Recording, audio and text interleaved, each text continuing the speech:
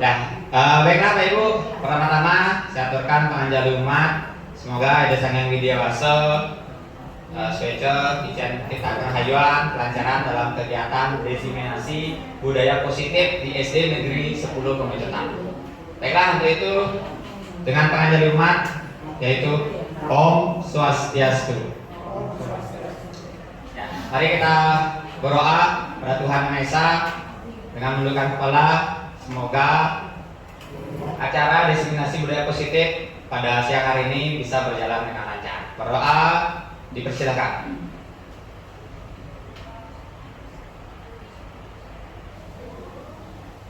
Berdoa selesai. Ya, baiklah, pertama puji syukur saya panjatkan pada Tuhan Yang Maha Esa karena pada kesempatan siang hari ini saya diberikan kesehatan serta Bapak Ibu bisa sehat, bahagia berkumpul di ruangan untuk melaksanakan diseminasi. Selain itu saya juga ucapkan banyak-banyak terima kasih kepada Ibu Kepala Sekolah SD Negeri 10 Pemecutan sudah memberi saya izin untuk menyampaikan materi atau ilmu saya yang saya dapatkan di pendidikan guru penggerak. Nah, selanjutnya saya juga ucapkan terima kasih kepada Bapak Ibu guru serta pegawai di SD Negeri 10 Pemecutan atas waktunya. Seharusnya Bapak Ibu santai jam siang istirahat, tapi saya menyita waktu Bapak Ibu kurang lebih sejam ke depan untuk melaksanakan diseminasi ini. Nah, kemudian mohon maaf nanti jika ada kekurangan, kesalahan kata yang menyinggung perasaan Bapak Ibu, saya mohon maaf yang sebesar-besarnya. Ya, baiklah, kita mulai saja Bapak Ibu. Ya, yaitu kita mewujudkan budaya positif di SD Negeri 10 Pemecutan. Nah, perkenalkan di sini saya Gede Gunaharta selaku calon guru penggerak angkatan 7 Kota Denpasar yang bertugas di SD Negeri 10 Pemecutan. Ya, selain itu saya juga ucapkan terima kasih mengapa saya bisa men-sharingkan ilmu-ilmu ini karena berkat bimbingan dari mentor-mentor saya. Yang pertama itu ya Pak Made Mudiartano selaku pengajar praktik, kemudian ada Bapak Ketut Wirto selaku fasilitator saya yang telah memfasilitasikan ilmu-ilmu ini kepada saya. Selain itu saya juga ucapkan terima kasih kepada Ibu Kepala Sekolah serta keluarga besar SD Negeri 10 yang sudah memfasilitasi saya juga, bahkan membuat tugas sampai malam yang menggunakan fasilitas sekolah berupa laptop dan tempat di SD Negeri 10 ini untuk melaksanakan pendidikan guru penggerak. Saya ucapkan banyak terima kasih pula. Nah, selanjutnya Pak Ibu, nah bagaimana kita bisa mewujudkan budaya positif di SD Negeri 10 Pemecutan ini? Nah, sebelum kita menuju ke materi atau apa yang saya sharingkan, bukan maksud saya untuk menggurui Pak Ibu ya. Di sini kita sharing, kita berbagi apa yang saya dapatkan di pendidikan guru penggerak. Saya tularkan dengan keluarga besar SD Negeri 10 Pemecutan. Nah, sebelumnya mari kita ice breaking dulu Pak Ibu untuk mencairkan suasana yang tadi tegang ya, yang beku ya, bisa mencair. Nah, ice breakingnya begini Pak Ibu. Saya minta berpasangan 2 orang, untuk mencari pasangan 2 orang. Mungkin kalau bisa putra-putra, putri-putri, karena ini ada pegang-pegangan tangan nanti, ya. Ya, Agus bisa sama Pak Nyaman di depan, Agus. Kemudian Ibu sama Bu Semonge, Dea sama Juli bisa biar ada pasangan-pasangannya pas jadi. Nah, untuk kameramen terima kasih, nanti bisa direkam dari depan dan dari belakang. Nah, baiklah Pak Ibu, permainannya seperti ini Pak Ibu. Ya, kita dari pasangan 2 orang, yaitu sebagai si A dan sebagai si B.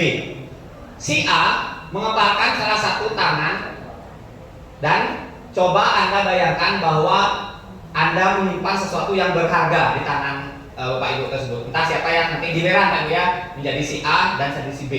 Nah, misalnya yang awal menjadi si A. Si A ini memegang sesuatu yang sangat berharga di kepalan tangan kita. Ya, di tangan kanan boleh. Yang mana yang lebih kuat? Yang biasa Pak Ibu untuk mengepal barang berharga. Kemudian Anda perlu menjaga benda tersebut sekuat tenaga karena sangat penting di kehidupan Pak Ibu. Kalau ini sampai dicuri, hilang ataukah diambil orang lain, ini udah kehidupan Pak Ibu nggak ada artinya. Bayangkan apa benda berharga menurut Pak Ibu. Pokoknya ini orang lain nggak boleh merebutnya, gitu. Sedangkan si B ini mencoba merebut, ya, mencoba merayu, membujuk, melepaskan pegangan tangan itu. Boleh menawarkan sesuatu atau menukar dengan uang ataukah barang yang berharga lainnya, membujuk, menggelitik, menghardik, mengintimidasi, menggoda, terserah Pak Ibu. Jadi ini makanya cewek cowok. Nanti takutnya kalau yang cewek sama cowok, nanti takutnya jadi kesempatan nanti ginti-ginti gitu kan. Jadi kalau bisa ini pasang-pasangan. Oke. Nah, jadi seperti ini paham Pak Ibu ya? Jadi saya berikan waktu 30 detik. Kita akan bertukar peran. Setelah 30 detik saya minta untuk bertukar peran. Jadinya si B sekarang memegang benda berharga tersebut, si A yang merayu seperti itu. Bisa Pak Ibu ya? Bisa ya? Oke, baiklah. Untuk mempersingkat waktu kita langsung tebak. Ada yang belum paham tentang instruksinya? Udah jelas ya Pak Ibu ya? Yang si A ya Bu? Nah, terserah. Gimana caranya?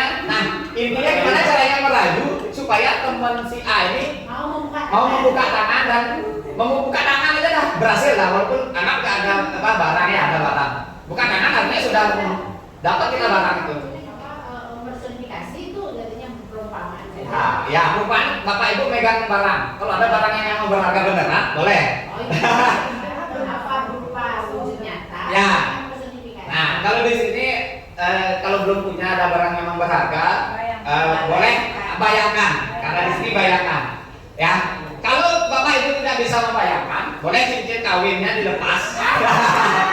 Misalnya cincin kawinnya dilepas, dipegang biar nyata ya Pak Ibu ya. Atau jam tangannya atau apa. Tapi ini beneran. Kalau beneran bisa terbuka, harus dikasih temannya. Biar terasa feel itu nyatu gitu loh. Memang seperti yang disampaikan Bu Era tadi, kalau nggak ada barangnya, feelnya kurang ya. Nah, mungkin apa headphone-nya mungkin.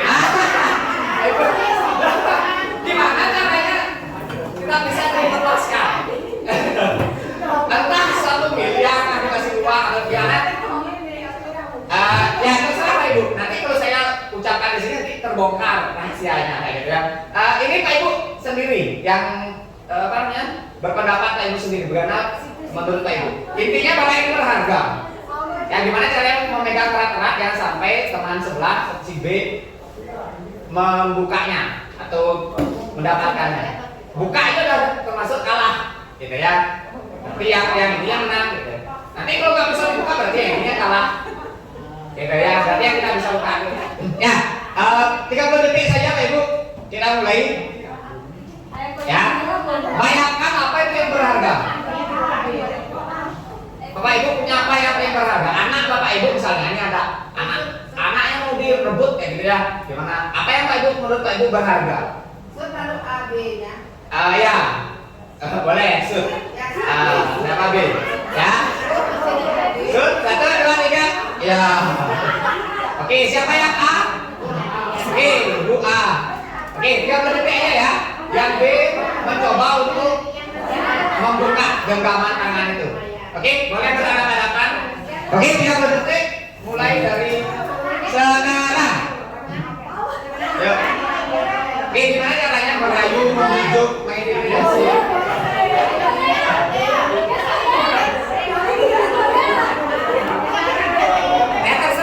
Terserah. Mengkritik boleh, mengintimidasi boleh. Pokoknya itu barang berharga.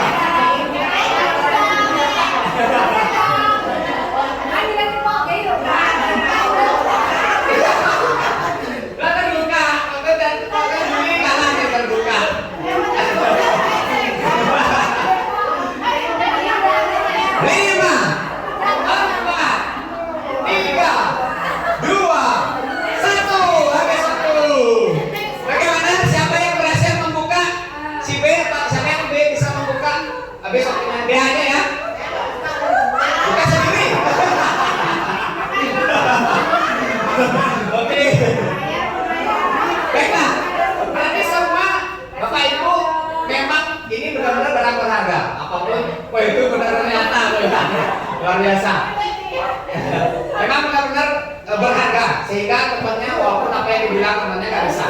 Bagaimana buat Bapak Ibu dulu yang A? Yang A luar biasa nih semangatnya, kokoh berjuang. Oke, sekarang bergiliran. Sekarang yang B yang memegang A. Ya, saya hitung, siap? Baru saya bilang, siap, mulai. Dikasih apa Ibu?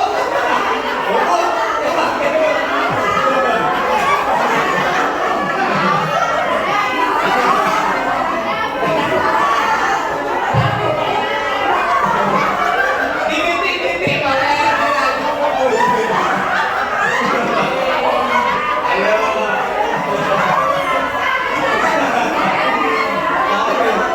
Lima, empat, tiga, dua, satu. Oke, ada yang berhasil membuka? Tidak ada. Beri tepuk tangan buat yang B juga, hebat-hebat ya. Dan apa sih makna dari permainan ini, Pak Ibu? Ada nggak yang tahu apa makna dari permainan ini? Karena ada kaitannya nanti dengan materi. Ada yang tahu apa makna dari permainan ini? Mengapa kita harus ini? Mengapa kok kita mempertahankan pendapat kita? Mengapa kita harus mempertahankan apa yang kita pegang? Ada yang bisa menyampaikan filosofi dari permainan ini? Ya, bagus. Mana?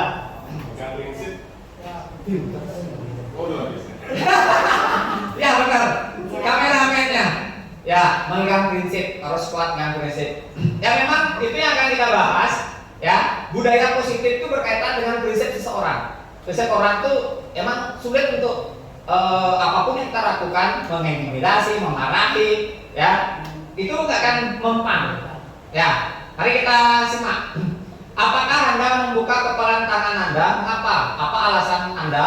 Atau B membuka kepalan, apa alasannya? Nah, misalnya dari yang buka tangan, Motor Juli. Apa alasannya Motor Juli kok buka tangannya tadi? Oh, karena ada apa-apa. Berarti Bolos. polos. Polos. Berenang tahu. Ini ya. Oke, boleh. Nah, yang lainnya, mengapa Bapak Ibu ada yang mempertahankan, bahkan sampai dirayu-rayu kasih HP sama Dudung. HP doang dikasih. Nah, ini kita penasaran nih dengan Gus Romo. Kita mau kemana kok tidak mau memberikan, kalau dikasih HP loh. Saya akan mempertahankan, tapi kalau sesuatu yang sampaikan dulu buat Gus Romo ya. Ya. Nah, itu Pak Ibu, mengapa apa alasan A atau B tetap menutup kepalan tangan? Itu pasti setiap orang pasti punya alasan. Kayak gitu Pak Ibu. Ya. Dalam kegiatan ini sesungguhnya dalam kegiatan ini sesungguhnya siapa yang memegang kendali? Kira-kira yang memegang kendali itu siapa kira-kira? Si A yang diri sendiri. Ya, kita nggak bisa kontrol orang lain, yang bisa kontrol ya kita diri sendiri. Kita nggak bisa kontrol cuaca, ya, atau udara apa alam sekitar. Ya kita yang bisa kontrol sendiri. Misal sekarang kena panas, gini, bisa kontrol sendiri apa? Pakai payung misalnya, pakai sunblock, apa? Itu kita yang kontrol sendiri, ya. Nah, sama halnya orang lain berbicara seperti apa, kita sendiri yang kontrol, gitu. Kalau kita misalnya tersinggung apa ya kita sendiri yang terkontrol jadinya. Nah, artinya kita nggak bisa kontrol ucapan, perbuatan orang lain itu kita nggak bisa kontrol. Yang kita bisa kontrol ya diri sendiri. Nah, kita bisa menguatkan tekanan kita, apakah kita mengontrol? Artinya nggak bisa kita kontrol orang lain. Yuk coba buka, nggak bisa kita kontrol orang lain. Ya, kita kontrol diri sendiri. Intinya konsepnya seperti itu, Pak Ibu. Ada teori kontrol namanya Ibu. Ya, jadi topik yang kita akan bahas pada kesempatan hari ini akan berhubungan dengan hal itu, dengan prinsip teori kontrol, disiplin positif, kemudian motivasi, keyakinan. Orang keyakinan kita ini ada barang loh, ini berharga, kayak gitu. Motivasi kita apa untuk mempertahankan barang ini? Kelas, kebutuhan dasar. Karena kita punya kebutuhan dasar, kan orang punya kebutuhan dasar. Apa itu? Sebentar kita akan pelajari. Kemudian manusia itu mempunyai 5 posisi kontrol. Nah, gitu. Nanti apa yang mana kita, saya gitu loh. Nah, Nanti kita akan refleksi sendiri. Kemudian ada nanti segitiga restitusi. Nah, disinilah nanti puncaknya. Bagaimana kita bisa kontrol orang lain tanpa menyinggung, tanpa mengintimidasi. Dia tuh sesuai dengan kehendak. Kesadaran sendiri jadinya bekerja. Orang sadar kita lo punya keyakinan ini, kita lo punya tugas ini. Jadi mereka akan sadar dengan dirinya sendiri. Nanti di segi restitusi ini kita akan bahas. Kemudian, nah, mengapa sih kita diminta untuk melaksanakan budaya positif ini? Kembali seperti yang sering saya bilang di rapat-rapat, yaitu latar belakangnya adalah filosofi dari Bapak Pendidikan Ki Hajar Dewantara. Ya, menurut beliau kita ini sebagai guru tidak bisa mengatur, memaksakan murid ini harus jadi pintar matematika, harus pintar menari, nggak bisa. Karena kita tugasnya adalah menuntun segala kodrat yang ada pada anak. Jadi anak itu sudah punya kodrat masing-masingnya. Nggak bisa kita harus memaksakan kehendak kita untuk anak seperti itu. Nah, di sini ibaratnya beliau menyampaikan kita ini seperti petani. Lahan itu seperti sekolah ini lahan pertanian. Dan anak itu seperti bibit tergantung bibitnya. Nggak bisa kita samakan cara menanam padi dengan cara menanam jagung. Kalau padi kan harus banyak ada air, kayak gitu ya. Jagung beda.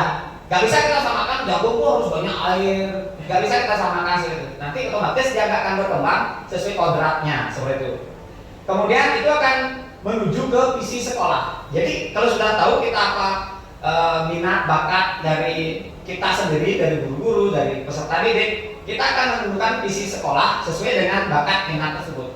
Gitu. Misalnya kita berbakat di bidang pickleball atau di bidang fisik, gitu ya, olahraga. Kita visi besarnya adalah untuk non akademik misalnya. Gitu. Misalnya kalau keduanya non akademik dan akademik, berarti sesuai kalau kita mempunyai kemampuan. Yang syukur-syukur nih luar biasa di SD 10 visinya sudah sesuai karena kemampuan kita di akademik sudah ada Pak Dwi.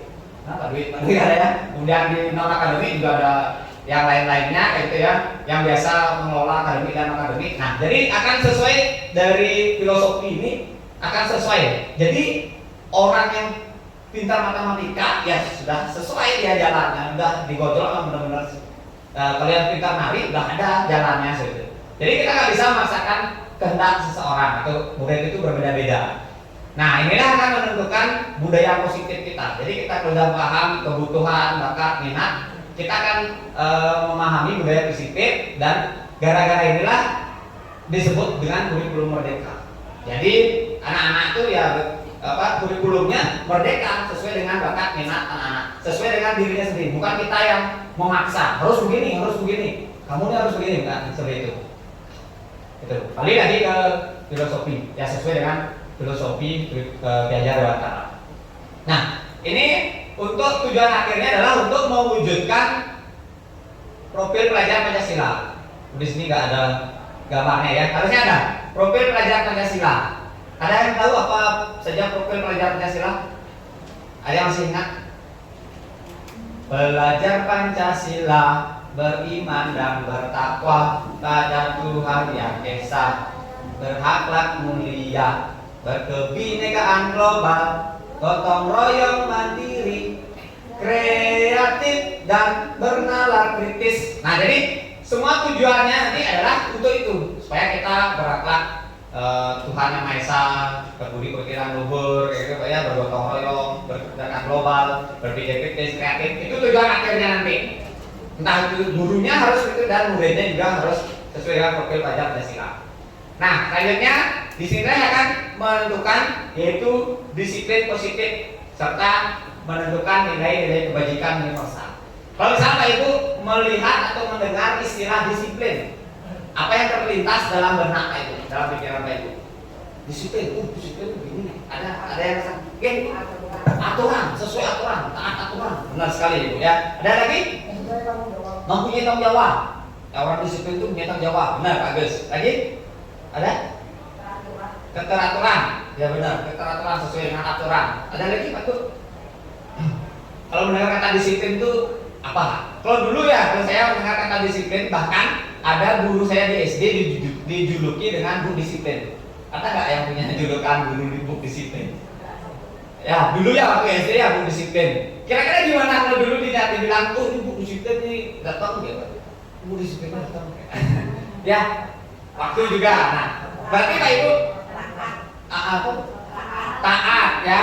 Ya, kalau dulu tuh identik dengan, kalau saya dulu di SD identik dengan disiplin, marah-marah, tegas kayak gitu ya kalau dulu. Kalau saya Pak Ibu udah benar sekali ya. Nah, di sini diminta adalah disiplin positif. Dalam rangka menciptakan lingkungan yang positif, salah satu strategi yang perlu ditinjau kembali adalah penerapan disiplin di sekolah. Apakah telah efektif? Apakah masih perlu ditinjau kembali? Apakah sesungguhnya arti disiplin itu sendiri? Apa kaitannya dengan nilai kebajikan? Mari kita bahas disiplin dan nilai universal. Nah, di sini disiplin itu sesuai dengan teori kontrol. Sebenarnya teori kontrol ini adalah sebuah ilusi, Pak Ibu. Ilusi. Niat kita baik, ya disiplin. Tapi sebenarnya tidak bermanfaat. Ya contoh lah, ilusi guru mengontrol murid. Seperti yang di permainan tadi, guru ini kita kontrol supaya dia bisa buka. Sebenarnya nggak bisa gitu. Memang mungkin dengan rayuan, dengan ngasih hadiah, atau dengan ngasih hukuman, mungkin itu bisa membuat perbuatan berubah. Tapi itu jangka waktu sebentar, gitu. Ya. Nah, pada dasarnya kita tidak bisa memaksa murid untuk berbuat sesuatu jikalau mereka memilih untuk tidak melakukannya. Teori kontrol menyatakan bahwa semua perilaku memiliki tujuan, bahkan terhadap perilaku yang tidak disukai. Artinya semua pasti memiliki tujuan, seperti permainan tadi seperti itu. Nah, selanjutnya ada ilusi juga. Ini ilusi ini artinya tidak nyata loh. Pak Ibu, memang menurut kita baik gitu ya. Menurut kita sudah memaksa, misalnya dia harus buat PR, kalau nggak buat PR dikasih hukuman apa, kayak gitu kan. Memang kita maksud baik, tapi itu nggak bertahan lama. Menurut pengertian di sini nggak bertahan lama. Itu hanya ilusi, hanya sesaat. Nanti kalau udah sampai rumah, beda lagi seperti itu. Kemudian ilusi bahwa semua penguatan positif, efektif dan bermanfaat. Semua penguatan ujian kah, rayuan tadi, ataukah memberikan hadiah itu efektif menurut kita, gitu ya. Sama halnya seperti saya memberikan anak stiker bintang, gitu. Menurut saya itu bermanfaat. Tapi sebenarnya itu cuma ilusi aja sebenarnya. Memberi anak hadiah, memberi anak coklat misalnya, permen, itu sebenarnya cuma ilusi saja. Penguatan positif itu bujukan adalah bentuk-bentuk kontrol. Hanya kita untuk mengontrol aja sebenarnya, tidak untuk bertahan selamanya. Kemudian ada juga ilusi kritik dan membuat orang merasa bersalah, dapat menguatkan karakter. Kita kritik buat orang itu bersalah, ini salah loh, seharusnya begini, ini begini. Itu menurut kita itu baik kayak gitu ya, kita mengkritik. Tapi sebenarnya itu cuma ilusi saja. Mungkin dalam hatinya mau menerima kritikan kita, mungkin dalam mulutnya mau menerima, tapi dalam hatinya belum tentu dia akan menerima kritikannya kita, kayak gitu ya. Karena itu cuma ilusi saja, kritikan itu hanya ilusi. Menggunakan kritikan atau rasa bersalah untuk mengontrol murid menuju pada identitas gagal. Mereka belajar untuk merasa buruk tentang diri mereka. Jadi mereka merasa buruk ya. Waduh, ternyata saya salah loh. Oh, ternyata saya jelek loh. Seperti tadi mohon maaf ya. Waduh, ternyata saya kurang loh. Emang dia lah lebih baik, saya kurang loh. Nah, jadinya sebenarnya itu salah mengontrol dengan mengkritik. Kemudian ilusi bahwa orang dewasa memiliki hak untuk memaksa. Ilusi bahwa orang dewasa, saya loh orang dewasa, saya loh guru, saya loh kepala sekolah, berhak untuk memaksa, berhak untuk menentukan keputusan. Nah, sebenarnya itu cuma ilusi saja. Ya kalau di dalam mulutnya menerima kayak gitu ya, gitu kan? Ya Pak. Tapi sebenarnya itu cuma ilusi. Dalam hatinya beda nanti. Aduh, gini sih ini. Dalam hatinya beda. Hanya mulut aja menerima intimidasi dari orang dewasa tadi, entah dari guru, entah dari atasan, entah dari siapa atasannya gitu ya. Nah, banyak orang dewasa yang percaya bahwa mereka memiliki tanggung jawab untuk membuat murid berbuat hal-hal tertentu. Dia itu melihat, saya loh punya tanggung jawab sebagai guru, kita punya tanggung jawab sebagai kepala dinas itu misalnya. Sebenarnya itu cuma ilusi. Semua akan kembali ke sebenarnya ke internal. Lagi sebentar kita bahas. Nah, menurut Stephen Covey, principal center, nah di sini fotonya ya, ada wajah untuk wajahnya di sini sebenarnya. Nah, bila kita ingin membuat kemajuan sedikit demi sedikit, ubahlah sikap atau perilaku kita. Namun, bila kita ingin memperbaiki cara-cara utama kita, maka kita perlu mengubah kerangka acuan kita. Ubahlah bagaimana kita melihat dunia.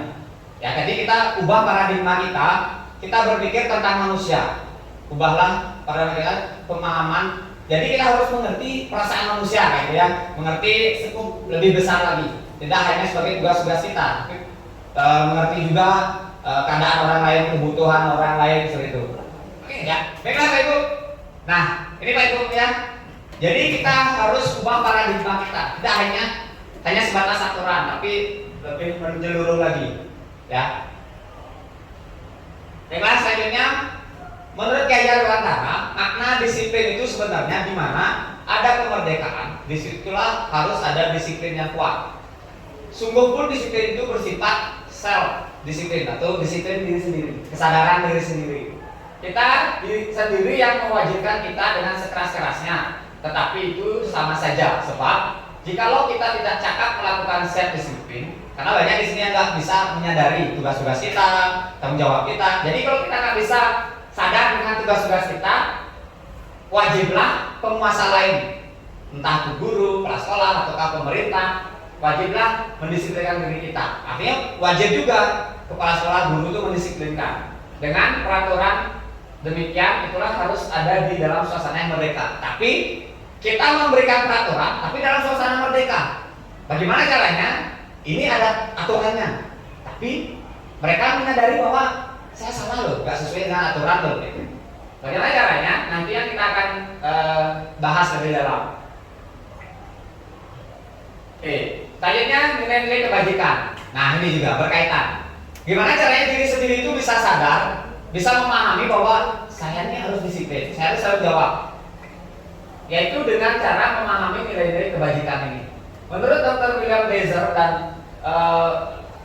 Diana Gosen di sini menyatakan bahwa setiap perbuatan memiliki tujuan. Yang kita lakukan misalnya terlambatkah ataukah tidak masuk kelas kah ataukah kita melanggar apa, tidak buat tugas, buat PR. Nah, pasti semua itu punya tujuan. Ada di balik itu punya tujuan. Nah, kemudian Diana Gosen mengungkapkan bahwa dengan mengaitkan nilai kebajikan yang diyakini seseorang, maka akan muncul motivasi intrinsik, Pak Ibu, yang akan terbangun sehingga menggerakkan motivasi dari dalam. Jadi orang itu akan menyadari memotivasi dari dalam sendiri, dirinya sendiri itu dapat mencapai tujuan yang mulia. Nah, di sini contohnya, nah kebetulan di kelas 6 mungkin Pak Nyoman tahu, ini halaman 15 di buku tema 6 tentang menuju masyarakat sejahtera, ternyata sudah ada teks-teksnya. Wah, ternyata pas nih. Ternyata di tema 6 walaupun belum merdeka sudah disampaikan di halaman 15 ini tentang budaya positif. Ya, budaya positif adalah nilai-nilai keyakinan, kebiasaan di sekolah yang berpihak pada murid supaya murid dapat berkembang menjadi pribadi yang kritis, penuh hormat, sadar akan tanggung jawab, berbudi pekerti dan luhur untuk mewujudkan profil pelajar Pancasila. Jadi mereka sadar, oh ini saya nggak buat PR nggak cocok loh dengan profil pelajar Pancasila. Nah, saya tidak datang tepat waktu, tidak cocok dengan profil. Jadi mereka ini sadar dengan keyakinan kelas kita. Makanya nanti akan ada membuat keyakinan kelas gitu. Oke, sebelum nanti kita akan membahas tentang materi selanjutnya, kita kembali bersiap lagi Pak Ibu. Oke, siapa Ibu? Ya. Konsentrasi. Gimana bentuk konsentrasi misalnya? Kalau saya ngajak anak-anak misalnya, konsentrasi ya, otomatis anak-anak akan otomatis konsentrasi dimulai. Ya benar, konsentrasi lah. Itu ya contoh. Nah itu biasanya kalau breaking saya misalnya anak-anak tuh ribut. Anak-anak coba konsentrasi gitu kan. Konsentrasi. Saya nggak perlu bilang tepuk. Saya bilang konsentrasi, otomatis anak-anak konsentrasi dimulai. Otomatis konsentrasi dia melihat apa tugasnya gitu. Coba Pak ya. Oke, baiklah Pak Ibu. Siap konsentrasi ya. Konsentrasi. Oke, konsentrasi Pak Ibu. Di sini ada kumbang, ya. Pertanyaannya, di nomor berapakah kumbang tersebut berada? Sebelum menjawab, nah biasanya angkat tangan dulu Pak Ibu. Kira-kira di nomor berapa kumbang ini berada? Saya angkat tangan. Dwi. 87. Ada yang lain? Ada yang lain? Belum tentu juga itu benar ya. Ada yang lain? Ya, kayaknya dia. Ada yang lain? Ada yang sepakat dengan duit? Atau kamu masih ragu-ragu? Ya, ada? 96. 78. 78 ya. 78. Mana? 96. Ada yang lain? Oke, yang menjawab 96. Kira-kira apa alasannya, Pak? Ini sedikit aja. Untuk kita lihat ini senyumnya. Bapak Ibu, mengapa Paman menjawab 96? Yang ada diajak sudah lapannya. Ya, biar ada diajak. Oke. Oke, yang 78, yang 78. Lihat aja. Ya, apa dia? 78. Bilangan 7 belum ada di sana. Karena bilangan 7 belum ada. Oke, masuk akal. C, yang C 87. Tadi siapa? Pak Dwi, apa? Itu ketika dibalik kan 80 itu jadi 86, 87, 88, 89, 90, 91. Bisa gitu? Iya. Siapa yang dapat 89? Gitu ya, coba. Apa yang terjadi? Survei, Bang BPK. Ya, lubangnya kebalik diamnya. Lubangnya kebalik. Kalau ini jelas Ibu, angka berapa seharusnya? 87. Nah, semua itu sebenarnya tergantung paradigma kita. Ya, kita melihat permasalahan tergantung paradigma kita. Kalau paradigma kita yang A, ya menurut kita ini A ini benar loh. Yang di sana enggak, ini angka 9 ini, kita angka 6 ini gitu. Nah, terus pegang kayak gitu kan. Jadi kita harus tukar, harus balik. Coba Pak ini bisa jual kasih ternyata gitu ya. Pak Ibu, ternyata semua itu tergantung paradigma. Kita nggak bisa menyalahkan orang lain atas pandangan kita. Orang menurut kita gini loh, menurut dia salah. Kita nggak bisa menyalahkan orang lain karena pandangan orang lain itu berbeda-beda. Kita memandang dari utara beda dengan arah pandangan dari selatan, Pak Ibu. Jadi kita harus membalik paradigma kita. Coba kita berada di pihaknya dia. Coba kita ada di pihak murid. Coba lah kita, karena kita urusan di sini murid. Coba kita berada di pihaknya murid. Apa yang akan terjadi? Gitu ya. Coba kita menjadi dia. Apa yang harus kita lakukan? Jadi kita harus merubah paradigma kita, Pak Ibu. Oke, benar ya. Jadi yang benar Pak Dwi. Pernah dulu Pak tadi. Saya kemarin nafas matematika ya. Oke. Ya, lewat gujang. G-double-O-J-O-D. Gujang asik, gujang asik, gujang asik, gujang. Ya, gujang buat Pak Dwi ya. Ya, itu waktu. Jadi kita Namanya gede good job. ya, jadi semua permainan ini ada maknanya. Tidak hanya ice breaking, ya, tidak hanya ice breaking, tapi ada maknanya. Oh, maknanya kita harus sesuai dengan paradigma tadi. Paradigma seperti yang disampaikan tadi ya, paradigma tentang disiplin teori. Ya, nah di sini Pak Ibu, teori motivasi kita akan bahas materi selanjutnya. Ya, setelah ice breaking, materi selanjutnya adalah teori motivasi, hukuman, penghargaan, dan restitusi. Menurut Pak Ibu, mana yang lebih cocok diterapkan? Hukuman, memberikan penghargaan, atau restitusi? Restitusi itu apa berarti? Nah, itu yang saya mau. Supaya ada yang mau bertanya, ya. Berarti kalau Pak Ibu bertanya, Pak Ibu mau nggak sampai akhir nanti mendengarkan? Mau ya? Karena ini membuat orang penasaran. Kok ada restitusi kan? Motivasi hukuman kan biasa. Pemberian hukuman, kamu salah loh dihukum, pusat, gitu misalnya. Nyalin buku misalnya. Penghargaan, lah biasa dikasih medali, piagam, hadiah coklat dan sebagainya. Restitusi ini apa gitu kan? Ini yang saya mau tahu. Bapak Ibu mau bertanya-tanya. Apa itu restitusi? Nah, ternyata ada nanti Pak Ibu yang lebih bijaksana, tidak hanya memberikan hukuman atau kan hadiah atau penghargaan. Ternyata ada di restitusi. Apa itu?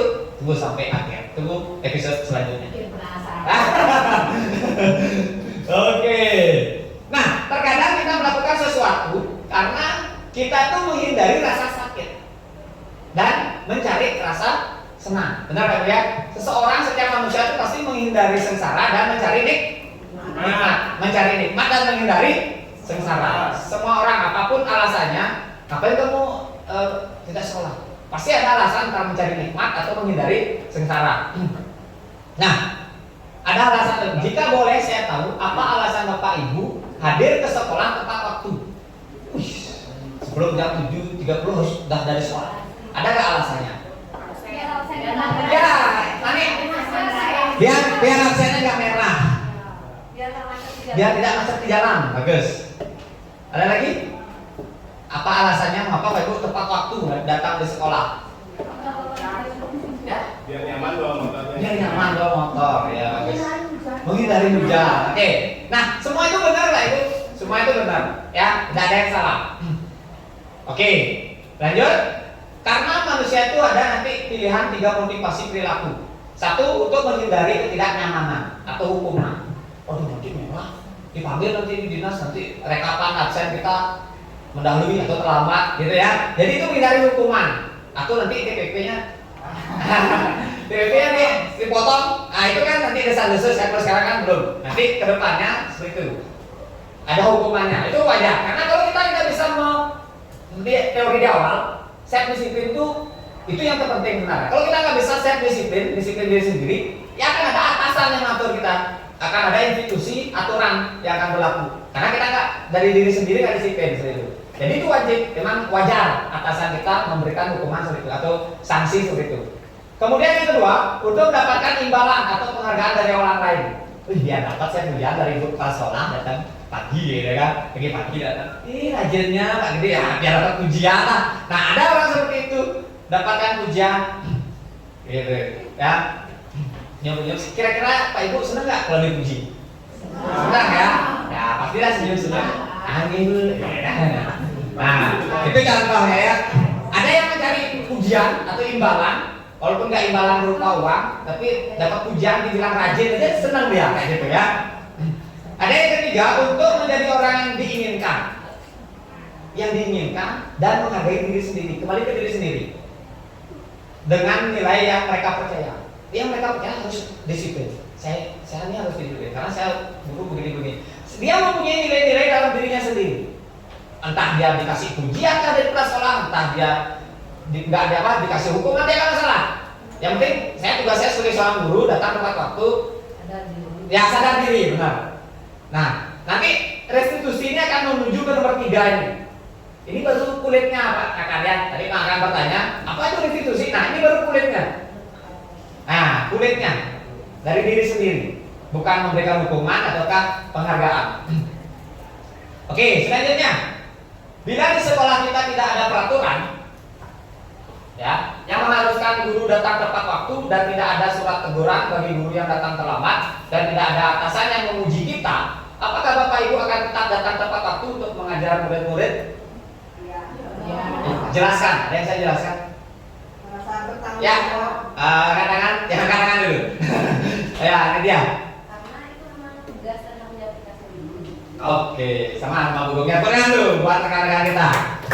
Ya, benar. Karena memang kita sadar ini loh tugas saya sebagai guru. Nanti kalau anak-anak nggak ada yang ngawasin pagi-pagi. Nah, jadi kita sadar diri, gitu ya, tugas dan tanggung jawab kita. Jadi kita nggak mengharapkan teguran, nggak menghindari teguran ataukah mengharapkan pujian, seperti itu. Nah, menurut Bapak Ibu, dari ketiga jenis motivasi tadi, manakah yang saat ini paling banyak mendasari perilaku murid-murid Pak Ibu di sekolah? Karena yang mendasari faktanya sekarang. Yang teorinya kan itu seharusnya. Sekarang yang faktanya di lapangan. Yang mana yang biasanya yang banyak ada di lapangan? Menghindari hukuman, teguran, mencari pujian. Biasanya anak kita. Di sini ditanya murid ya. Kira-kira anak-anak Pak Ibu, murid-murid Pak Ibu udah dapat hadiah dari Pak Guru? Ini kan biar apa kita ulang. Itu apakah nanti nggak dimarah sama ibu dulu? Apakah memang dia sadar sendiri dia? Contoh biar padahal kita nggak ada nyuruh dia buat itu loh, kok bisa dibuat? Nah, ada nggak yang mana kira-kira yang paling banyak dominan di kelas Bapak Ibu? Ada yang bisa cerita? Di kelas, nah aja boleh. Di kelas 6 misalnya, atau kelas 5. Kebanyakan menurut saya mengharapkan hadiah aja Pak di sana. Ada Pak Ibu? Ya, Pak Man. Biasanya menghindari hukuman kan anak yang biar gak dimarahin sama Pak Nyoman nih. Ada lagi Pak Ibu? Ada? Mungkin ada yang suka-suka nyari pujian. Ya, biar dapat dipuji Pak Guru, gitu kan? Atau dikasih hadiah, ada? Atau memang sadar mereka anak-anak itu sadar sendiri? Ada nggak yang sadar diri? Sadar ya, ada ya? Sadar dia datang di waktu, sadar dia tiket, gitu ya? Ya, baik. Ya, tapi hanya segelintir ya, hanya 1-2 orang ya yang sadar tugasnya dia kayak gitu Bapak ya. Nah memang seperti itu kayak piramida ya, seperti piramida yang paling bagus itu paling sedikit gitu ya. Oke, itu aja Ibu. Saya pun tidak bisa sempurna seperti itu ya, saya baru belajar juga, banyak kekurangan juga Pak Ibu. Kita sama-sama belajar ini yang di sini Pak Ibu ya. Jangan pikir saya bagus, bukan. Saya di sini banyak juga kekurangan. Kita sama-sama belajar Pak Ibu. Kalau misalnya saya ada salah, kekurangan saya kasih. Pak Guru itu Pak Gun. Kalau di sana saya dipanggil Pak Gun. Di SD 17 saya dipanggil Pak Gun. Pak Gun, ini nggak sesuai sama ini. Oh gitu. Jadi nggak apa-apa, ditegur itu nggak masalah. Oke. Nah di sini ada cerita Pak Ibu.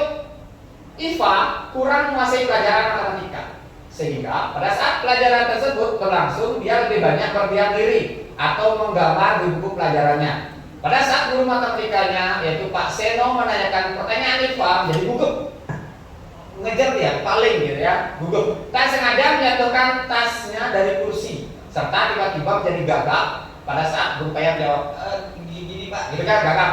Nah sontak seluruh kelas tertawa melihat perilaku Iva, jatuhkan tas, bicara gagap dan terkejut tersebut.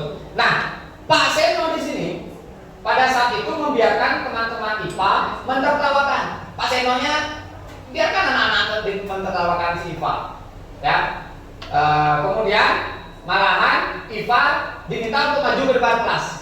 Ya, diminta. Aduh, IPA, coba maju ke kelas gitu misalnya kan. Nah, maju ke kelas berdiri di depan sambil menunjuk hidungnya gitu ya, misalnya ya malu atau apa. Biasanya menunjuk hidung gitu ya. Apa ya gitu misalnya. Nah, di sini karena kita bisa menjawab pertanyaan Pak Seno, ya. Kemudian kelas makin gaduh, melihat perilakunya Iva seperti itu. Anak-anak tertawa, semakin tertawa melihatnya, memegang hidung terus, gitu ya. Nah, pertanyaannya jawablah kedua pertanyaan di bawah ini. Berilah minimal 2 tanggapan terhadap pertanyaan dan jawaban dari rekan-rekan itu. Yang pertama, apakah Anda setuju dengan tindakan Pak Seno ya terhadap Iva? Yang satu dulu, ada nggak yang setuju? Yang setuju. Misalkan apa itu? Tidak ada? Oke, yang kedua. Menurut Ibu, tindakan Pak Seno terhadap IPA adalah sebuah hukuman atau konsekuensi? Menurut Ibu ini, wajar. Ini wajar konsekuensi. Menurut Ibu ini hukuman atau konsekuensi? Ya, silakan dulu, nggak apa-apa sana. Oke, Pak Dwi. Konsekuensi. Mengapa Pak Dwi? Karena itu kan akibat dari sebuah perbuatannya dia. Karena dia tindakannya melamun. Ya, banyak diam diri, menggambar di buku pelajaran. Konsekuensinya ditertawakan dan dipanggil maju ke depan. Ya. Itu ya, jadi ya. Oke, boleh Pak Dwi ya.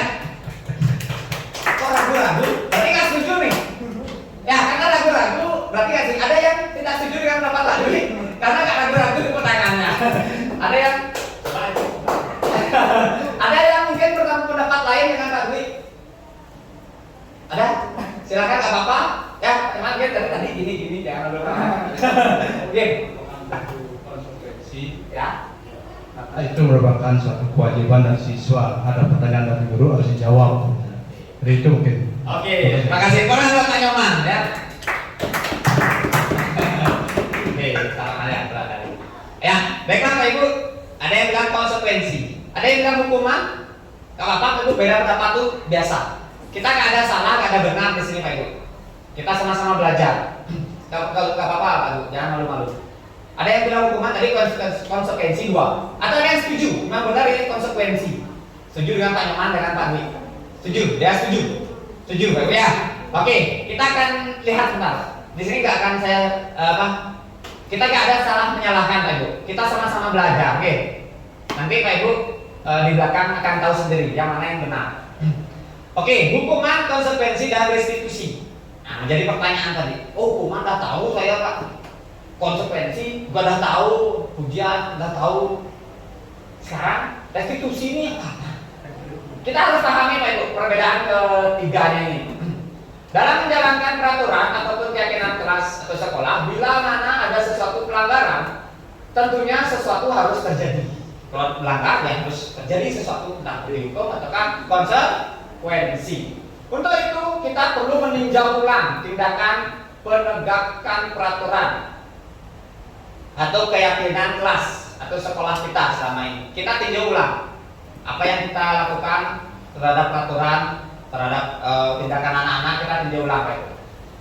Di sini dikatakan, guys, dan satu mengatakan ada identitas gagal dan ada identitas sukses.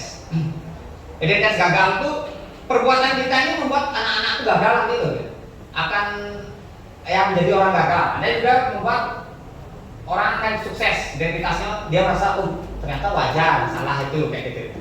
Ya, nah yang gagal adalah hukuman Pak Ibu. Hukuman ini adalah identitas gagal.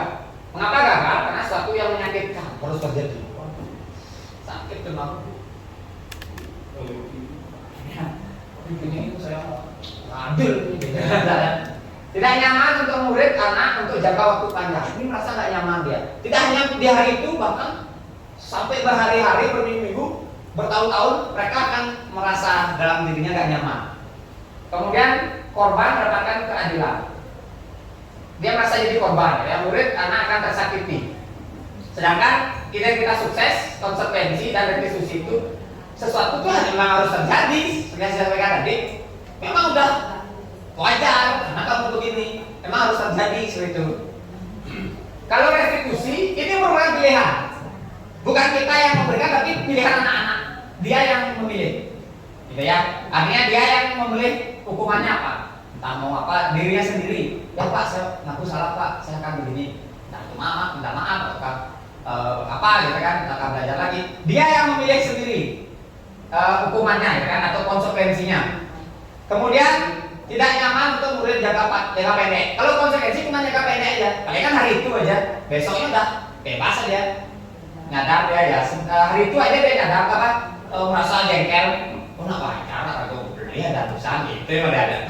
Ya, nah menguatkan murid karena dalam jangka waktu panjang. Kalau konsekuensinya kan jangka waktu panjang kan selalu diingat.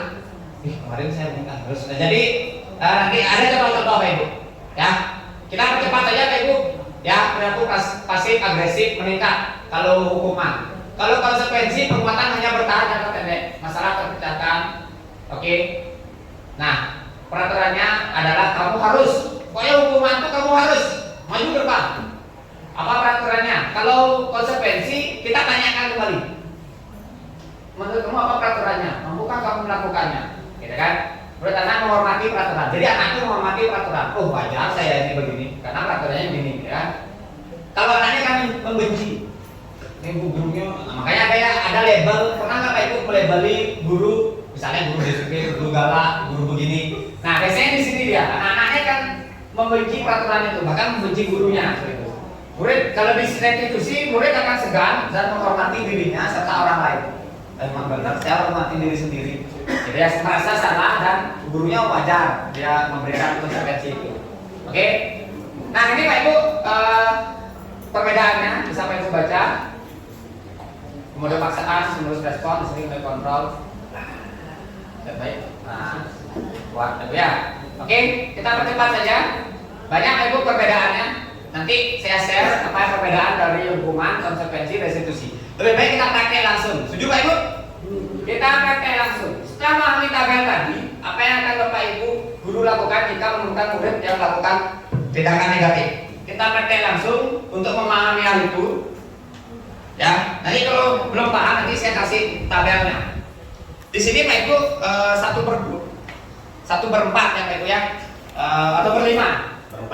Berlima diskusi. Silakan Pak Ibu kerjakan. Pilih di sini merupakan hukuman, konsekuensi. Bu Dea bisa ke sini Bu.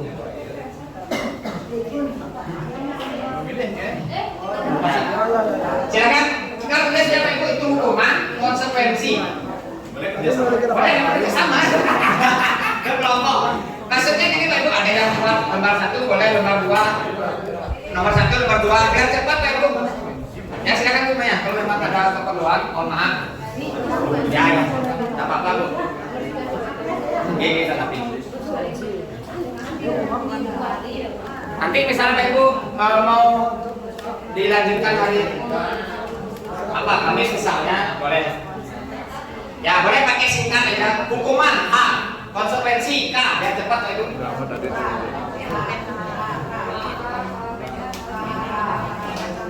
Ya hukuman H, konsekuensi K.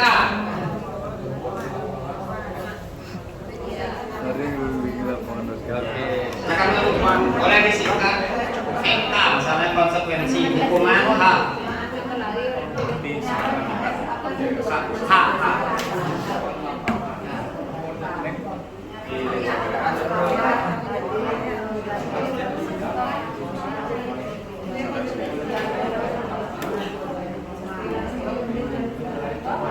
Boleh kerjasama ya Bu, ada yang mengerjakan lembaran kedua, ada yang lembaran pertama. Ini kelompoknya Bu Guru dia sudah selesai ya? Oke. 5, 4, 3, 2, 1. Oke. Baiklah kelompok 1. Pak Dwi, coba nomor 1 Pak Dwi. Ya, bacakan Pak Dwi. Mencatat 100 kali di dalam buku kalimat, saya tidak akan terlambat lagi karena terlambat ke sekolah. Hukuman. Iya. Ya, oke. Bu, silakan. Hari mengelilingi lapangan basket 2 kali karena terlambat hadir di sekolah hukuman. Oke. Sekarang kelompok selanjutnya teman.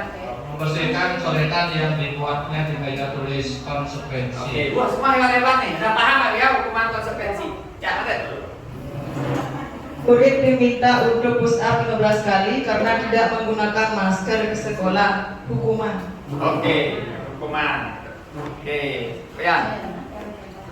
Menggantikan kertas tugas teman yang telah dicoret-coret. Konsekuensi. Bos pintar-pintar nih semua. Boleh kelompok Ibu semuanya. Ya, dari semua kelompok saudara semuanya benar. Boleh lagi sekali dari mereka lagi. Ya, benar Pak Ibu. Berarti Pak Ibu sudah memahami ya. Ya, mencatat saya tidak akan terlambat lagi konsekuensi. Ya, oh ternyata ini konsekuensi Pak Ibu. Karena ini sesuai. Kalau konsekuensi itu sesuai dia tidak terlambat lagi. Artinya dia masuk ke dalam pikiran keyakinannya. Oh, berarti saya nggak boleh terlambat lagi. Yang menjadi hukuman itu dia itu terlambat, disuruh push up atau keliling lapangan itu berhukuman. Ya, kalau mencatat itu artinya konsekuensinya ya fisik hukuman. Jadi konsekuensi itu enggak menyakitkan, tidak terlalu menyakitkan. Dia nyadar, dia berjanji dalam dirinya saya tidak terlambat lagi, saya tidak terlambat lagi. Jadi memasukkan keyakinan. Seperti itu Pak Ibu. Ya. Teruskan coretan yang tulis ya benar. Push up kayak gini, hukuman dia. Karena tidak sesuai masker, masa disuruh push up? Seharusnya apa? Pakai masker kan gitu ya konsekuensinya, beli masker kan gitu ya konsekuensinya. Itu kira-kira kelas teman yang telah dicoret mengganti ya konsekuensi dari oke, paham Pak Bu ya? Mohon maaf ini bukan saya yang membuat uji jawaban. Ini ada uji jawabannya memang. Saya pernah juga pada saat mengerjakan ini banyak salah juga. Tapi boleh mulai kayak gitu ya. Waktu jawab soal-soal itu, salah. Oh ternyata hukuman, ternyata konsekuensi. Gak apa-apa Ibu, salah itu aja. Namanya manusia itu pasti kalau nggak salah nanti Tuhan namanya ya sempurna dan rokok lagi sampai sempurna ya. Oke, nggak apa-apa Ibu. Ya, oke ya. Next. Mengapa keyakinan kelas bukan peraturan? Ya, menurut dosen, suatu keyakinan akan lebih memotivasi seorang dari dalam atau memotivasi secara intrinsik. Seorang akan lebih tergerak dan bersemangat untuk menjalankan keyakinannya daripada hanya sekedar mengikuti serangkaian peraturan. Jadi keyakinan itu dari dalam diri. Nah, baiklah, Pak Ibu, seperti sebuah telur ini, ya, kira-kira Pak Ibu, telur ini kalau dipecahkan dari luar, dipukul atau dikeplokkan, pukul, apa yang terjadi Pak Ibu? Kalau telurnya kita pecahkan dari luar, pecah, oke. Dipecahkan dari luar, nih kok, plok. Pecah, telur ceplok jadinya. Kreatif ini jawabannya. Ya jadinya telur ceplok jadi kan, plok. Iya, telur ceplok jadinya gitu kan. Kalau dipecahkan dari dalam atau terpecah sendiri dari dalam. Apa yang terjadi? Generasi Menetas. Alami. Lahir. Oke, benar Pak Ibu. Ya, seperti halnya ya, disiplin positif itu, budaya positif itu seperti telur ini Pak Ibu.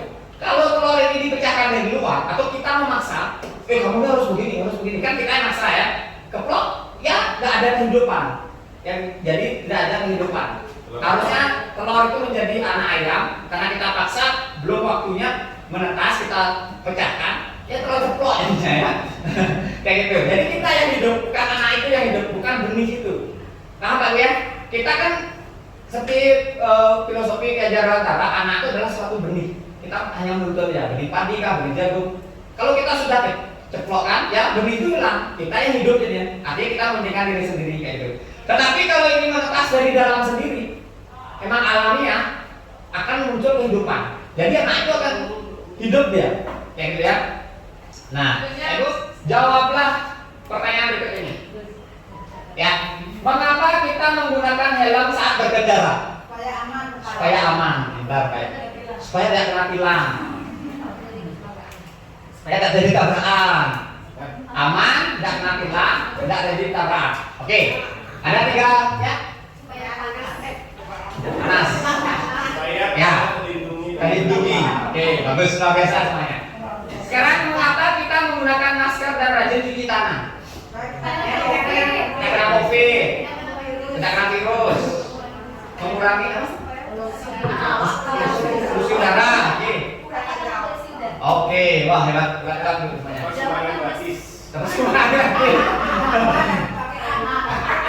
Oke, ya baiklah Pak Ibu. Nah, inilah yang dimaksud dengan keyakinan, bukan peraturan. Tadi kan disampaikan beda peraturan dengan keyakinan. Keyakinan aturannya kan kayak gitu Pak ya. Diatur oleh undang-undang lalu lintas harus pakai helm, diatur oleh pemerintah harus pakai masker kan gitu ya. Nah, sekarang ada nggak yang sering melanggar? Oh, pakai masker, ya kan? Nah, mengapa? Karena ini, karena kita udah tahu nilainya, kita tahu keyakinan kita. Oh, dugaan sudah hilang COVID-nya. Juga ada yang sakit gara-gara pakai masker. Jadi keyakinan kita sudah ada, nilai-nilai dalam diri kita nggak ada. Jadi walaupun nggak ada aturan, kita nilai-nilai sudah ada dalam diri, yaitu nilai keselamatan dan nilai kesehatan. Inilah yang disebut sebagai sesuatu keyakinan.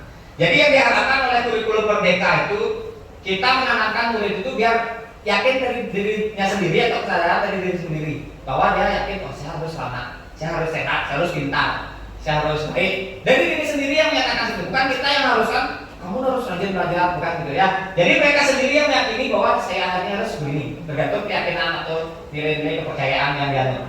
Oke, nah lanjut.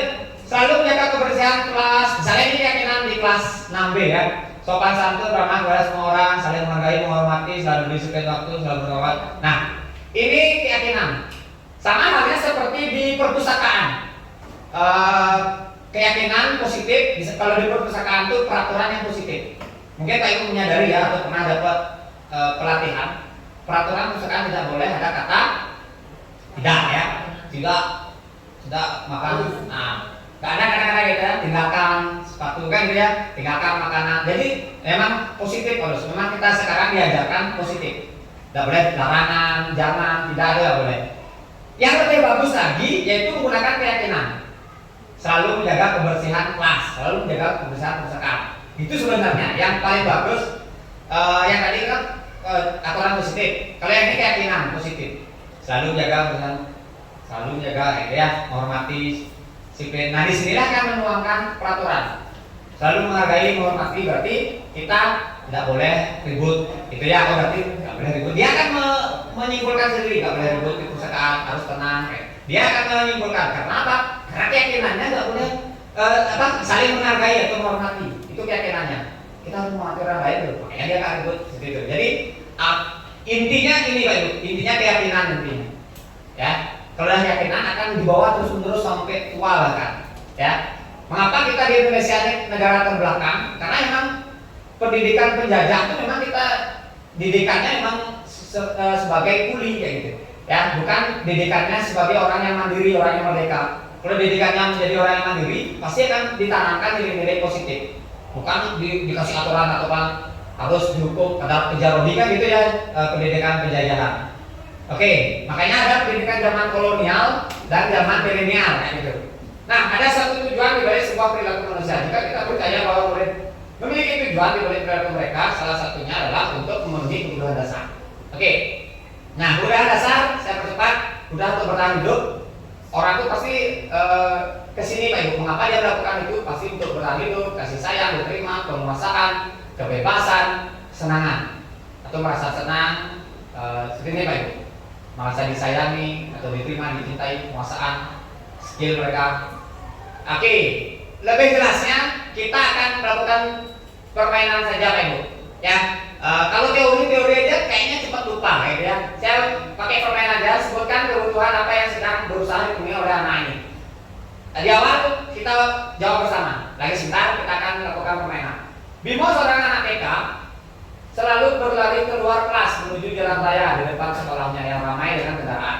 Tingkahnya membuat guru Bu Ani bingung dan seringkali lari mengejar. Ada beberapa kemungkinan jawaban diberikan ke Bimo. Identifikasi kebutuhan yang ingin dipenuhi. Tadi Pak Ibu masih ingat ya kebutuhannya? Satu apa Pak Ibu? Lanjut, sayang, diterima, penguasaan, kebebasan dan kesenangan. Oke, kita identifikasi sekarang. Ini belum permainannya. Kita jawab bersama. Dia ini kalau ditanya dalam hatinya bilang atau dia bilang, aku senang bermain kejar-kejaran dengan guru. Kira-kira kalau dia jawab seperti itu, dia ini sedang memenuhi kebutuhan yang mana Pak Ibu? Kesenangan, penguasaan, kebebasan, atau cinta dan kasih sayang? Ya, ya, Ji. Kesenangan. Tegas sekali jawabnya. Kesenangan. Iya benar. Dia ini ingin senang loh. Senang dia tidak kejar. Ingin senang. Bosan dia di kelas misalnya. Dia ingin senang. Oke, kesenangan. Kemudian yang kedua, pendapatnya lain. Mungkin kalau dalam hatinya dia bilang, Bu, guru sayang padaku, makanya aku dikejar. Senang dia dikejar karena dia merasa disayang. Yaitu yang mana kira-kira Ibu? Cinta kasih sayang. Gampang kalian? Gampang. Yang selanjutnya, aku bosan di kelas. Bu guru terus mengajar. Cepat sekali jawabnya Pak Dwi. Kebebasan. Bosan, dia pengen bebas. Gak mau di kelas bebas, dia mau lari-larian. Belum selesai jawab tadi jawabannya. Benar. Karena sering itu cerita semuanya. Oke, biar cepat katanya Pak Ibu. Sekarang game, biar cepat. Gampang Bapak ya? Gampang ya? Gamenya seperti yang kita sering lakukan. Pak Ibu ada nanti 5 pertanyaan. Kelompok 1, kelompok 2, kelompok 3, kelompok 4 aja ya? 4 aja. Bisa sering gak usah agak cepat aja, maunya 5 tadi. Oke, 5 aja. Baiklah, biar cepat Pak Ibu. Ya, kita 4 kelompok aja. Kesana 1. Oke, baiklah Pak Ibu, pertanyaan pertama. Peraturannya mungkin yang ikut desiminasi perpustakaan sudah mengerti ya. Peraturannya, pertanyaan pertama Pak Ibu menuangkan skor dulu. Dari 1 dari 10 sampai 100. Pak Ibu mau berapa menilai diri Pak Ibu sendiri dalam pertanyaan pertama? Ya, 10 sampai 100. Minimal 10 ya. Minimal 10, maksimal 100. Ya, cepat Pak Ibu, dari cepat. Berapa nilainya? 70. Kelompok 1 70. 50. 70. 100. Pede sekali ya. Oke. Pertanyaannya tadi cuma pancingkan aja. Yang gampang-gampang saya kasih. Sekarang lebih memusikkan ini. All in. Aku senang Bu Guru capek mengejarku. Bisa. Gak ada aku lagi sekarang. Jangan. Ini jangan aja. Jangan keras-keras dulu biar gak dicontek orang lain nanti. Tulis Pak Ibu di jawaban A, B, C atau D. Tulis di jawabannya. Kalau yang ya. Sama sebelahnya kalau saya boleh. Oke. Udah semua? Sekarang kalau bisa tulis yang besar biar dilihat oleh kamera. Angkat tangan Pak Ibu, apa jawabannya? Kelompok 1 Kelompok 2? B. B. Kelompok 3? B. Kelompok 4? A juga. Aku senang, Bu Guru capek mengejarku. Kira-kira siapa yang kalah? Gurunya. Berarti siapa yang menang? Akunya atau muridnya ini kan? Berarti dia itu merasa berkuasa atau memiliki kelebihan. Aku loh bisa mengalahkan Bu Guru. Ya, jawabannya minus 100. Ya, ini nilainya 70 minus 50. Oke.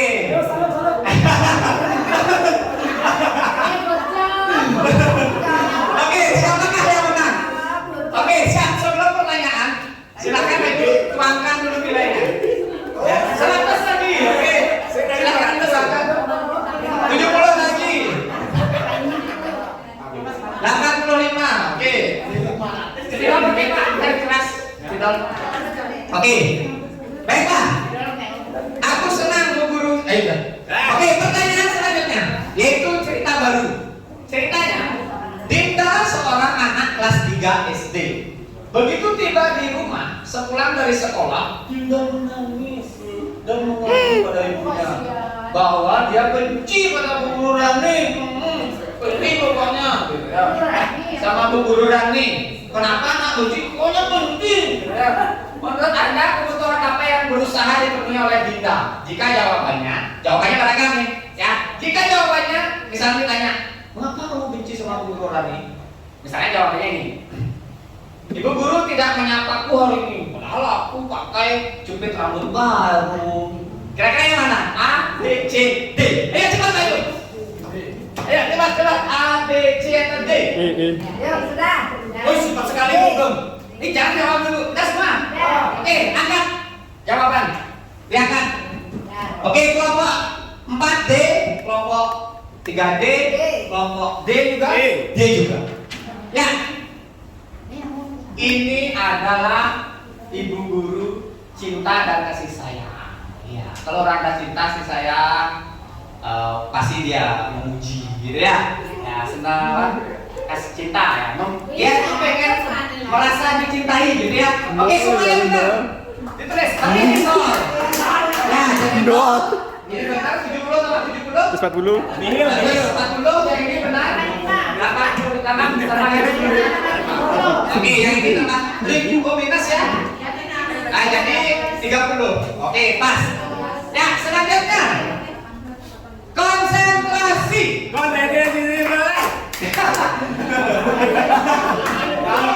konsentrasi. Oke, Bu Guru bilang aku tidak boleh bersenandung. Sorry. Nilai dulu. Di sini nilai dulu. Sini nilai 100 lagi.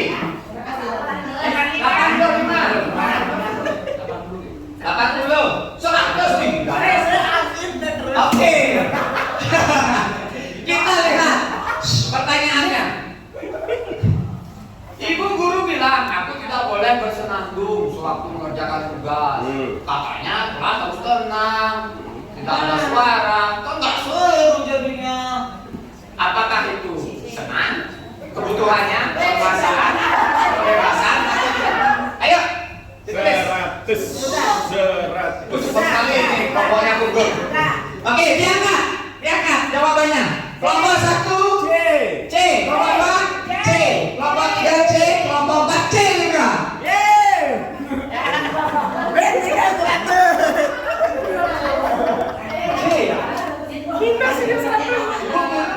Baru kali 100. Soal yang keempat. Ibu Guru tidak menyapaku hari ini, padahal udah ya. Oke, sudah di sini Ibu. Oke. Jadi pertanyaan kedua bukan ini. Oke, pertanyaan ketiga. Aku sebel gambarku tidak rapi. Malah Ibu Guru nunjukin ke teman-temanku di depan kelas. Ayo yang mana? Aku sebel. Senang.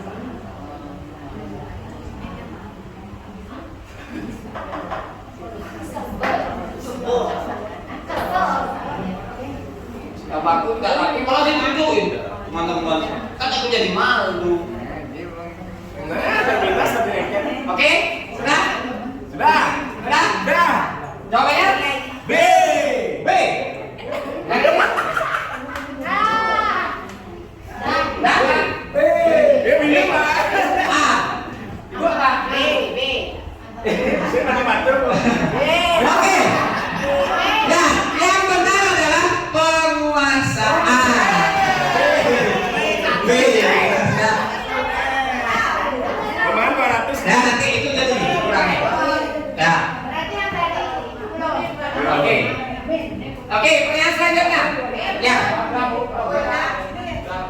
Woi dulu nih, Poin dulu. 200.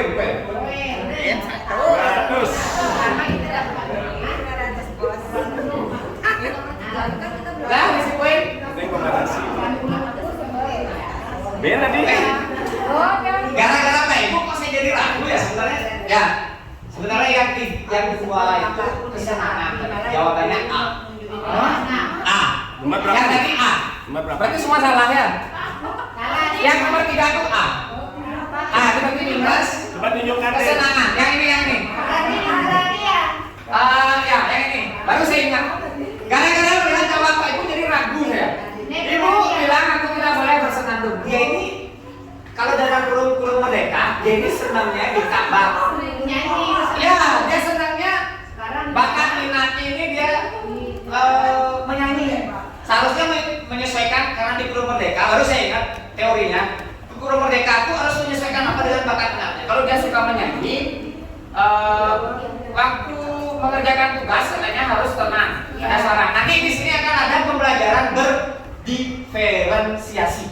Kalau Ibu pernah ikut workshop pelajaran berdiferensiasi? Pernah ikut? Berdiferensiasi itu misalnya kita ada pembelajaran tentang pubertas kalau di kelas 6. Pembelajaran pubertas, kalau orang mengerti pembelajaran berdiferensiasi, dalam pembelajaran pubertas itu satu, tugasnya itu bebas ya, ada yang disuruh gambar, ada yang disuruh buat cerita tentang pubertas, ada yang disuruh buat peta pikiran, ada yang disuruh buat puisi tentang pubertas, ada yang disuruh buat nyanyian tentang pubertas, ada yang disuruh buat tarian tentang pubertas. Jadi diferensiasi itu pelajaran satu topik itu banyak dinilai, beragam. Misalnya topik pubertas, kita bisa menilai nyanyiannya, tariannya, gambaran tentang pubertas, atau kalau yang menulis tentang cerita tentang pubertas, puisi. Baru saya ingat. Jadi ini adalah pelajaran berdiferensiasi. Ini adalah kesenangan, minat. Jadi jawabannya A. Mau nanya tarian pubertas Kalau saya diterima ada tarian. kan bebas. Ya, tidak salah Pak ya. Berarti dikurangi dengan duit yang tadi yang 80, dikurangi 80. Oh, dekat. Gara-gara Sekarang poin maksimalnya 1000. enggak 100. Tadi maaf dari melihat jawab Pak Ibu saya jadi kok semua tuh cie gitu. Makanya saya ragu tadi. Kita yang menguasai takdir. Baru saya olah-olah. Ini kan berdiferensiasi. Ya, mohon maaf Pak ya, bukan maksudnya menyalahkan. Ya, biar saya juga bingung tadi. Kok semua cie gitu. Oke, sudah sampai ya, sudah dikurangi nilainya. Oke, salah ya Pak ya, mohon maaf. Bukan saya yang Kan nilai nol kan. bingung waktu itu jawabnya. Oke, pertanyaan selanjutnya udah ditulis poinnya? Sudah. Oke, pertanyaan selanjutnya. Aku bosen. Masa belajarnya cuma gitu-gitu aja, dengerin guru terus aneh-aneh. Kira-kira yang ini apa? Ini kayaknya semua benar. Ayo. Sudah. Sudah. Sudah. Sudah. Sudah. Oke, angkat jawabannya. Oh, belum. Sudah, cepat sekali ini. Sudah. Saya jawab sendiri boleh? Yo, ini keluarkan. Jangan sampai minus. Udah minus. Ini poinnya 175. Oh, masih. Mempertahankan nilai nol di sini deh. Masih unggul. Minus. 100. Kalau aku Hah? 145 masih unggul yang C. Nol. Ada yang udah parah ke minus. Ada yang makan juara 3. Oke, ayo, sudah?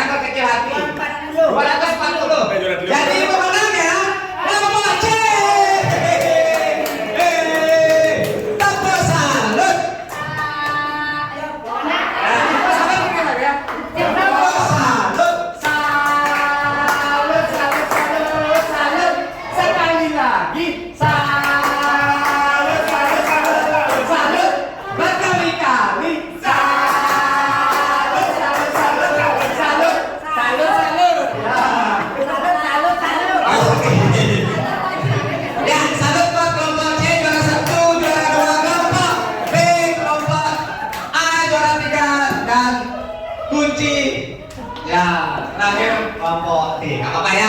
Jangan mikir hati. Nanti ada permainan selanjutnya.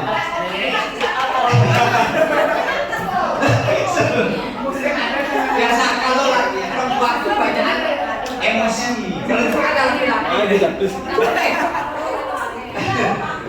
Oke, Bu. Bentar ya.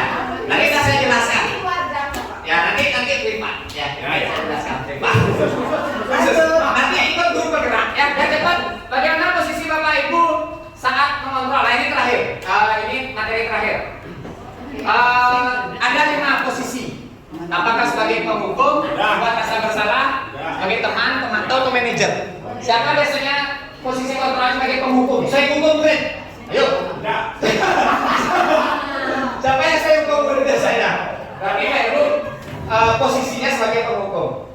Siapa biasanya membuat rasa bersalah? Aduh kok jadi kamu ini salah loh. Siapa yang bisa nyalahin biasanya? Ini Pak. Biasanya siapa yang jadi teman? Biasa diajak merangkul, diajak ngopi bareng.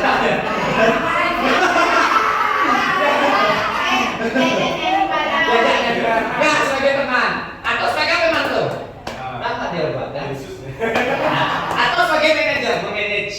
Dia itu merasa sadar dirinya. Ya, oke, kita bahas biar cepat. Penghukum ada suara tinggi, bahasa tubuhnya, mata melotot, dari menunjuk-nunjuk menghadap. Ya, kasih kapan disadarkan waktu. Ya, lama lagi. Kemudian murid marah, menerkam, bersikap agresif.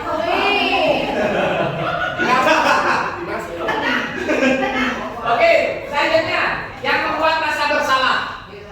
Kamu ini loh salah. Kamu tahu nggak kamu ini udah begini. Dibuat rasa bersalah. Pak Dwi, ya, oke. Pak Dwi ngaku nggak apa-apa ya.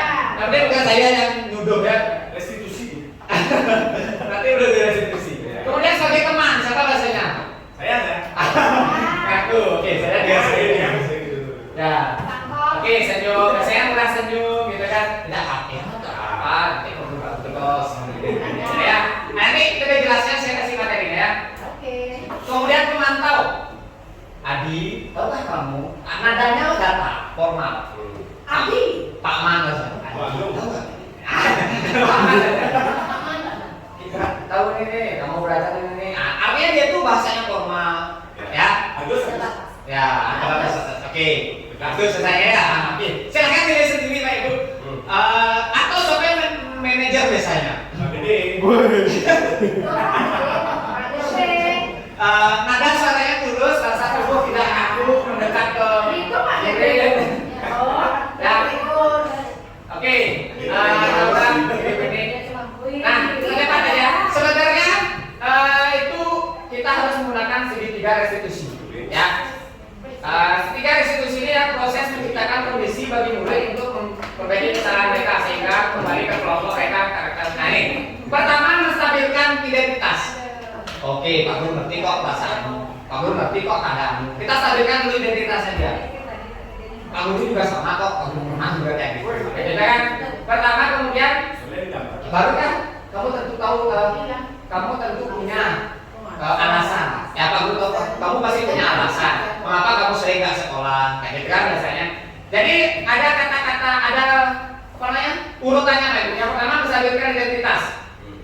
Ya ini bagian dasar. Jadi orang sukses. Jadi dia merasa gagal, tapi kan berubah menjadi orang yang sukses. Berbuat salah itu tidak apa-apa. Kita wajarkan dulu dia. Artinya kita samakan posisi. Ya samakan posisi dulu. Kalau dia duduk, samakan posisi dulu. Kita samakan posisi. Buat salah itu tidak apa-apa. Tidak ada manusia yang sempurna. Ya seperti yang kata saya tadi, saya itu salah nggak apa-apa, wajar. Saya juga pernah kok melakukan salah seperti itu. Kita tidak bisa menyelesaikan ini. Saya tidak tertarik mencari siapa yang salah, siapa yang benar. Nah, gitu. Itu kata-kata menstabilkan identitas.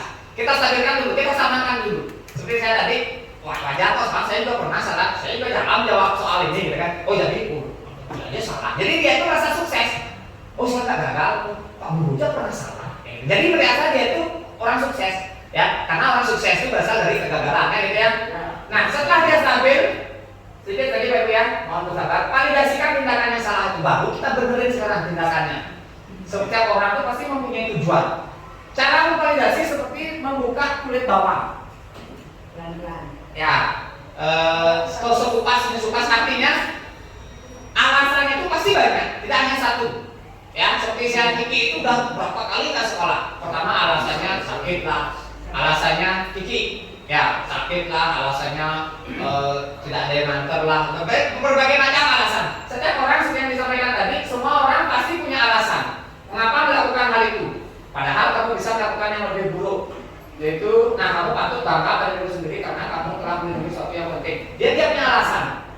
Ternyata setelah dikupas bawahnya, ternyata alasannya dia bekerja, mau bantu orang tua, kemudian ingin punya HP baru, dia gak enak minta. Jadi setelah saya kupas bawahnya, akhirnya ketemu alasan utamanya, dia pengen HP baru. Kayak gitu contoh, ya. Mudah-mudahan saya ada gitu lah. Selanjutnya, setelah kita tahu apa alasannya, apa tujuannya dia melakukan hal itu, maka dia sedang tidak sekolah, baru kita tanyakan keyakinan, baru kita kembalikan keyakinan. Menurut kamu bagaimana? Baik nggak? Tidak sering bolos atau bagaimana? Jadi kita tanyakan apa nilai umum di kelas kita, gitu ya. Kita tanyakan keyakinan kita. Kita harus rajin sekolah, itu keyakinan sekolah ya. Apa keyakinan tentang kelas yang ideal? Menurut kamu apa yang siapa? Oke. Ini yang terakhir Pak Ibu. Nah, selain itu saya dua contoh saya pernah lakukan. Ini Pak Ibu tahu Pak masalahnya mereka bertiga nih? Adik. Ya, itu. Saya gunakan segitiga restitusi ini. Waktu itu saya dapat ilmu ini, langsung saya terapkan. Saya cari tahu apa sih alasannya dia kok ngejek bintang seperti itu. Ternyata di sinilah mereka ini. Jadi restitusi itu kita stabilkan kondisinya dia. Jangan buat anak itu merasa bersalah. Kita cari tahu apa sih apa alasannya. Ternyata setelah anak-anak yang lain pulang, dia tak suruh di dalam. Saya cari gali, mungkin Pak Ibu tahu ya cerita saya. Dia ngaku lah, lihat di status WA, status Instagram dia ngaku. Nah ini saya sudah praktekkan, saya kembalikan ke keyakinan kelas. Ternyata benar, bagus apa? Bro kamu baik nggak seperti itu? Jadi kembalikan ke keyakinan kelas seperti itu. Nanti untuk jelasnya apa yang saya bilang, apa yang saya bicarakan dengan mereka, cek di YouTube saya. Ingat subscribe, like, dan komen ya. Oke, itu udah jelasnya, saya akan ceritakan ini lebih banyak. Ibu lihat di YouTube saya. Oke. Selanjutnya itu saja Pak Ibu informasi atau sharing dari saya. Saya ucapkan terima kasih. Mohon maaf kalau ada kata salah, banyak meminta waktu Pak Ibu ya.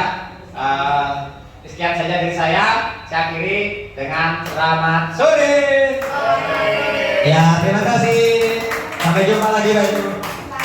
Ya, ingat kita akhiri kegiatan hari ini dengan berdoa. Semoga Pak Ibu selamat sampai rumah dalam keadaan sehat, selamat bertemu berkeluarga.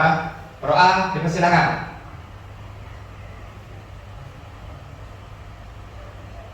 Doa selesai. Oke Pak Ibu, atas Tuhan Yang Maha Esa dan berikan pelajaran, mari kita ucapkan Pramo Santi, Om Santi Santi Santi Om. Terima kasih Pak Ibu. Selamat sore.